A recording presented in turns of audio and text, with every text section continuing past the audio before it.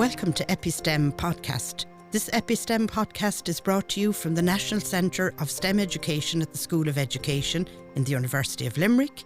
I'm your host, Geraldine Simi, and I'm the Professor of STEM Education here at the Centre and the Director of EPI-STEM. And my co-host, Michelle Starr, and I am the Research Liaison Officer in EPI-STEM.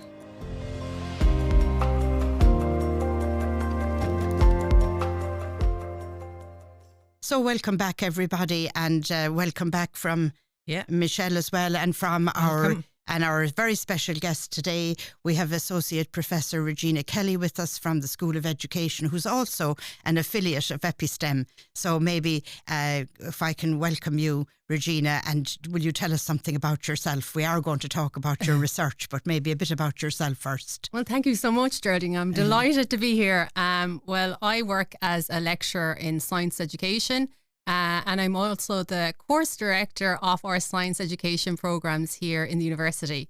So I suppose originally I was from a place called Laverley in Tuam County, Galway, and now for the last 15 years or so I'm living in Anacosty in Limerick. So I'm married and I have 2 kids, and that's me. Lovely. So where did you get that love of physics to be a lecturer in physics education here? Well, I suppose it didn't really start off as a love. I suppose my own novice views of what physics were when I was in school, for example, very much revolved around having to learn off every definition by heart without any interrogation of the meaning at all, having to learn off all the definitions. And I can remember the pages of those books, and they were well worn. And that really, was not at all, I suppose, seeing the beauty of what the subject can be. And it was only when I started thinking about, well, how can I make this simpler to understand?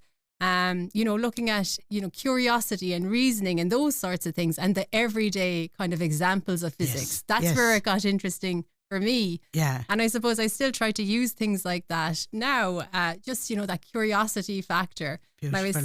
I've seen that. I've seen you did a podcast for our first year philosophy class, and you did something there to help them around that. That's what really drove you towards the physics and trying to understand the big ideas and concepts of it. Yes. And to teach them, of course, teacher, as well. You're not really going to be teaching people who are going to become physicists, as in the numbers are very small, but you will be teaching people who are going to, open a fridge every day. They're going to live in a house with a BER rating. They're going to use an air fryer. They're going to do all these things. And can they actually understand any of the physics or science associated with these things? Yeah. Yeah, lovely. Lovely, really good kind of that approach to scientific literacy in a population as well. Because as you say, not everybody's going to be a physicist, but physics is all around us. And for us to have that counterintuitive knowledge of it is so valuable. I mean, Michelle, are you thinking the same thing? Well, I just want to, I'm exactly. And I think, you can even get the students before they decide on the physics, when they're doing the up to junior cert level, which is the combination of the biology, chemistry and physics. And, a good physics teacher or science teacher, the love and the curiosity, as you said, and knowing about the everyday, how everything works. And we had music here earlier, and that's all part of physics, which we'll go into detail in another podcast. But can I just bring you back? I have one question. When you were in school, and that time when you were saying about the rote learning type of learning of formulas, etc., were there many in your class doing physics? No, I was one of 6 Regina? students who did physics, and that's a big issue. I would say accessibility for female students to study physics is just so problematic. And, it's a recurring issue, because if you don't have the subject there, well, nobody's going to want to do it. So it's something that it's really difficult to try and address participation rates. It's more than just, I suppose, having a subject in a school. It's students wanting to do a particular subject, what actually affects why they want to participate in something. And that is very complex. So it can be their own internal views. It can be the institution, the school. It can be their family, their peers. Do you want to be the one of 6 students in that class, or do you want to go with all your friends into biology? Yeah, and actually, how does that feel? Yeah, that's the fine. one of 6. Yeah. That wasn't an issue for me. And obviously, it was a choice in your choice. school. And I was lucky that it was a choice in an all-girls school. But, I can see how it can be more tempting to do subjects where all your friends are doing them instead of that. It can be. I mean, I can relate to that. I was the first girl in my school to do honours maths, but there wasn't any physics offered. It was a co-ed school. I got to do chemistry, but the physics wasn't even on offer. And of course, even way back as well, down through the years, girls weren't even seen as needing physics. If you go back, you don't have to scratch back too far. What is the story now?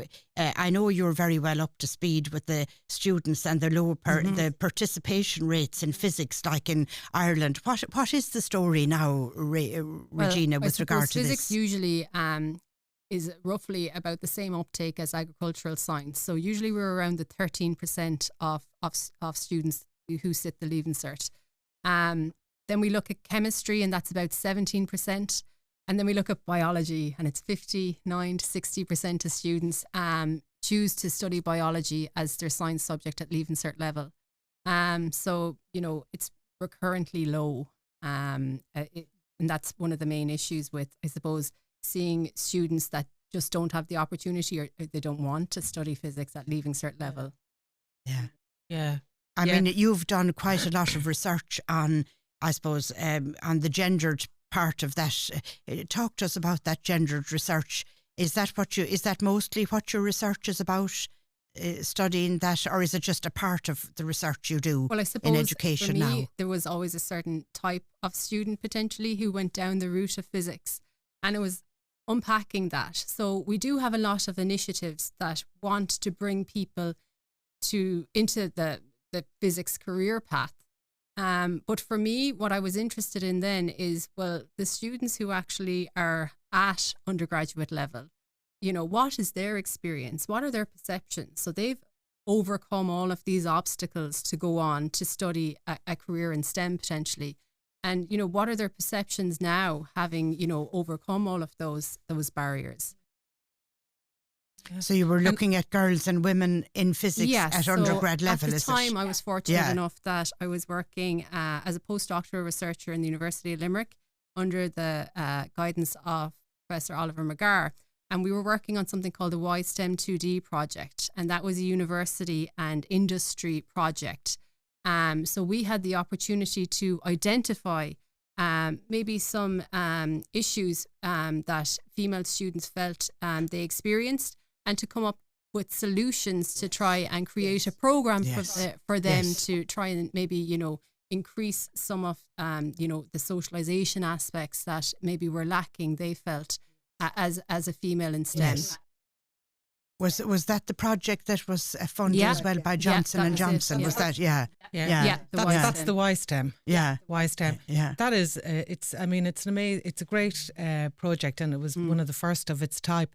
But and you found some great information from it, because from working with the students, and and what with it was females across the or was it was females across the science, the STEM subjects in undergrad here in. It was important though, when we did level. our research, that if we were going to say, there were potentially issues here, that we had to also interrogate the views of males. So one of the aspects of the research was that we asked male and female students if they identified with certain characteristics. And then we asked them if they thought that scientists had those characteristics. And then from that, then we could see, is there differences here between how male and females view themselves and how they view scientists? So some interesting findings, I think, from that were that with male and females, there was a statistically significant difference between intelligence. Female students did not rate themselves as intelligent. This is perceived intelligence. Yes, because then I got their grade data. I got their grade data, and there was no statistical difference between their grade data. So this is the females' perceptions of their intelligence are statistically lower than males. Yes, cultural context as well. And as well as that, females believing they knew a lot about the latest discoveries. Again, that was statistically lower. So, that was presenting obviously an issue here in relation to how females view themselves. There was other issues then in relation to how they view scientists. So both male and female students viewed scientists as not being family orientated. So that's why I said I have 2 kids at the start, even though I don't identify as a scientist. Yes. Yes. Yeah. Wow, that's really interesting, because that would affect, pick up on the subjects as well. And both the male and female students said they were family orientated. So it wasn't just the females saying they were family orientated. Yes.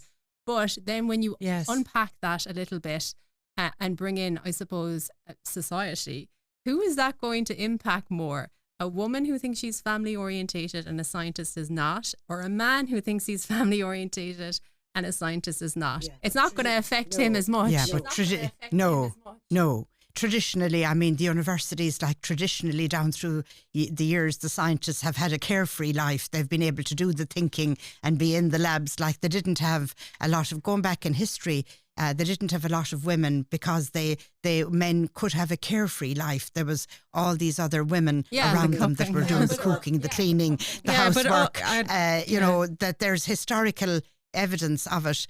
Barring the fact that I'm married to a scientist, so I know from first-hand experience. But also, there's other factors. John Simi here, but listen here to this podcast. But there's other factors as well, which we mentioned. It's always the messiness of what's going on in anyone's life, know, and in the lives of all individuals. I mean, it's the historical context of the school system as well, where up until quite recently, women weren't even put forward for the sciences, especially the physics and the chemistry, and probably, the higher level mathematics. I mean, if we go back a little bit further again, sure, women weren't even educated up beyond, a certain level, in second level, the majority of the population. So, there's a lot of inherent culture there, I suppose, to speak, that's well within the system. And then we're bringing in the life, what they're talking about, their perception of this. It's not very family orientated, which is very, very important as well. And also, but there was other things as well about, like the informal environment as well. Was there with what the students, the females, would find within the STEM So some students were saying that they felt isolated. So, they might be one of a couple of girls in the class, and they'd say, well, I don't really get on with those 2 other girls, but I'm expected to just hang out with those 2 girls because we're, the 2 of 60 within this program. So, they were saying it's fine because I have, friends in other programs, but it would have been nice to have, more females in my program. But I don't think we should underestimate the value of having your STEM network, as in, the social aspect of third level and the academic aspect are so intertwined that we can't just say, oh, it's fine, she can go off and have, another friend group somewhere else. So we felt it was important to connect these students. So the students themselves, I suppose, initially it started off as part of the WiSTEM program, they used to meet up regularly for social events, and we might bring in a talker, somebody from Johnson & Johnson might give a careers talk, and then there'd be pizzas, that sort of thing. But then after that, the students found it so beneficial, they set up their own student society. So that allowed them to connect with other people Lovely. in STEM disciplines. Yes. So that was important. It's because in all aspects of education, and I'd say at all levels, and I suppose it's more so in the primary school, it's there, and it gets a little bit forgotten about as everyone gets so busy and it's all exam orientated. But social relations and that relationship between the pupils, and then the pupils and whoever is the teacher, they're so important for how one feels about themselves and identifies themselves, because we all get our identity through our relationship with others. I think our School of Education, that statement that kind of says we're teaching physics to young people, I think that's the piece that always challenges us. If we're teaching chemistry to young people or we're teaching mathematics to young people, that's important, because the relational piece is there And it's like it's a conundrum for us to try and pull it together. You know, I see in your research that you have noted like there's a lot of well-intentioned kinds of programs, but I suppose we're on a journey with this to try and it's like, I presume that gender in STEM education is a complex complex area. It's a fine, complex problem to be doing research in anyway, with lots of different ways in which you could come in at it. The points yourself and Michelle have brought up, you've brought up many different spheres of influence, we would call them. So that's so hard to capture. So, you know, we're looking at something that is not a science experiment where we can isolate the variables and then, you know, complete our investigation. As in those spheres of influence are very hard to isolate. So if we're looking to see how we can measure the effectiveness of interventions, it is a difficult thing to do. A lot of money is put into interventions to try and increase participation rates. One of the projects I worked on, the gender gap in science education, involved us creating a database of initiatives, and from that database, we wanted to see, do those initiatives actually measure effectiveness? Do they measure impact? So with those, as we said, you know, there was a lot of goodwill put into those interventions, but very few actually measured if they were effective or not. Sometimes those interventions made claims in relation to what they developed, but there was no evidence that they did that, as in there was no research to support it. So, you know, they have to be careful in what they're saying they're doing. If you don't have the evidence to back up that claim, it's kind of it's like the wicked scientific problem, really. It's so multivariate and complex at the same time. Tell me about another paper in this area that you have done. I mean, you have lots of papers in this area. So do you want to talk to us about another one of them that you've published? So there was another one that was funded by Johnson & Johnson. So it was one I worked on with Professor Oliver McGarr also. And it was this idea of a STEM identity status. So for us, when we were working, we found that a lot of initiatives drove this idea of developing your STEM identity. And we were thinking, well, is that something that is actually even evident? So we used undergraduate students and STEM career workers, and we used a validated instrument, and we tried to measure their professional STEM identity status. Now, I say STEM, but, you know, if they were in science, it was science, technology was technology, and they just took their own meaning from that. And our finding from that was, you know, well, we used, I suppose, Marcia's kind of paradigm that, you know, it was all about the presence and absence of exploration or commitment. So if somebody, you know, hasn't explored and they haven't committed to something, they're in a diffused identity. If you are somebody, you have not explored at all, however, you're highly committed, you're in foreclosure. So that would be somebody like, you know, my dad is a teacher, I'm going to be a teacher. Do you know what you're going to do? Not really. I'm just doing it and that's it. Or my mom's telling me to do it and that's it. So that would be foreclosed. And that would be the type of person who in their 40s say, why did I end up here? As in, I just went with the motions and now look at me. But the idealized, I suppose, position would be somebody who explores all options and then they are committed to what they want to do.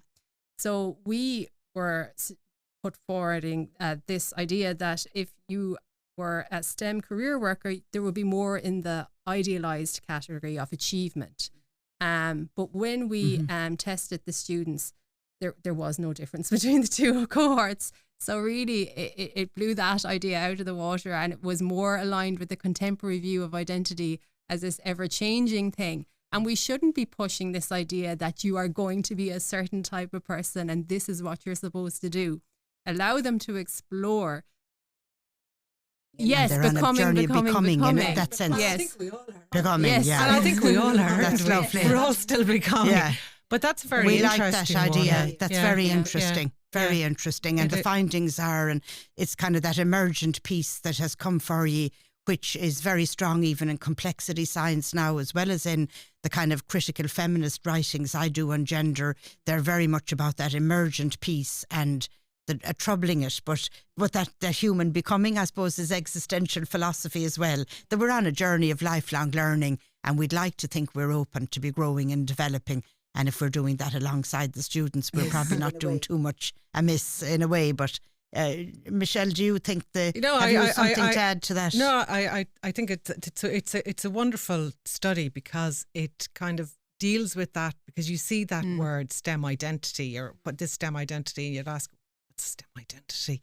And and then your study explored students who are already committed within the third level. So they've gone through the second level and they're now committed within the STEM. And, your finding is like all of us, it's where identity is in flux. It's complete. It's complete. It's changing all the time. And identity does depend on place, doesn't it? And space and decade and year. Well, a lot of, I suppose, economic and social and cultural capital and all helps it along with if the means and the ends, that there's a lot of background supports that can be given. But tell me, where do you want to go into the future with this type of studies, or are you still doing them, or where are you going next with this? I suppose I've spent the last couple of years looking at sustainability and education outside the classroom. So there was certainly a gender focus on that, and that was a project I did with Dr. Deirdre O'Neill and Orla McCormack. So that was a really interesting space. But I think for me, where I want to go in the future is around this idea of information and misinformation. That's something that I think is so important now, particularly in relation to the climate crisis we're having. So probably more in the kind of citizen science literacy.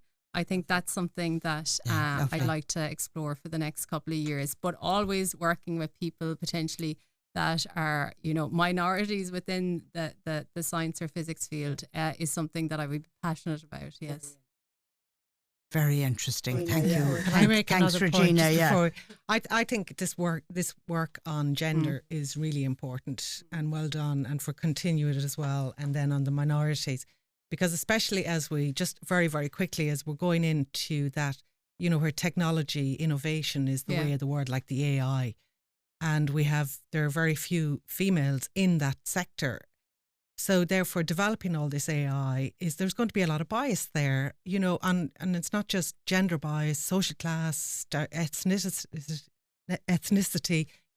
so it is something that we do need different people in working, and so their perceptions and their point of views are going into all of these developments.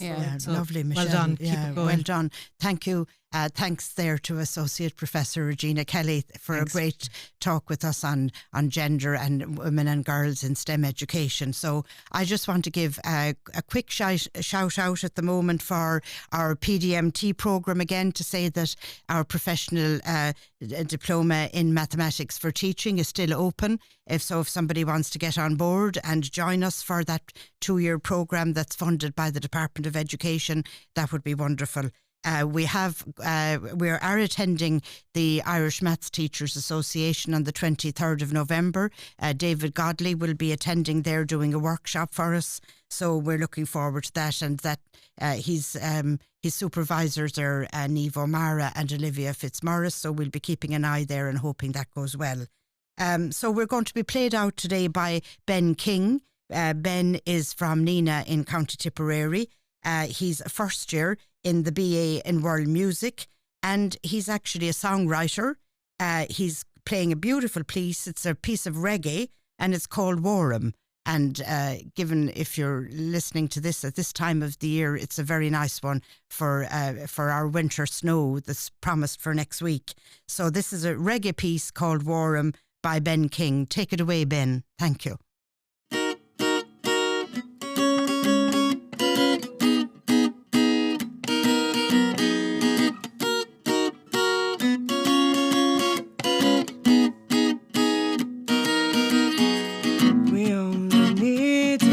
Each other warm. We only need to keep each other warm. I don't know why you stick around after all this time. fellow bound. But somehow, some way, you stick with me. The ending of the day, you will never leave. But we only need to keep each other warm. We only need to keep each other warm. So I say something about a vow.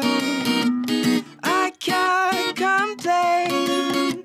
It's me who's hit the cow.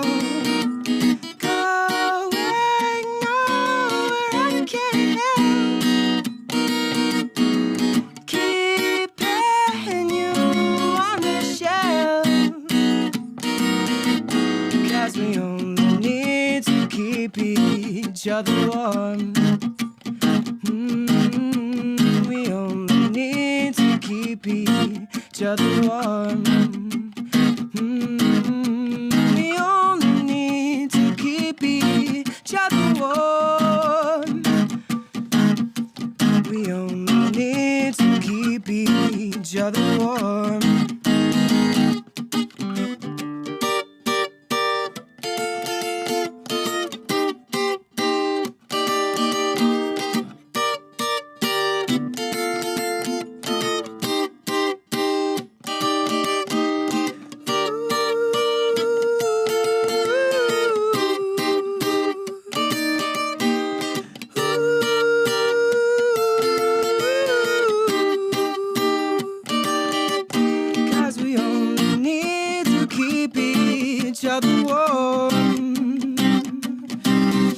We only need to keep each other warm. We only need to keep each other warm.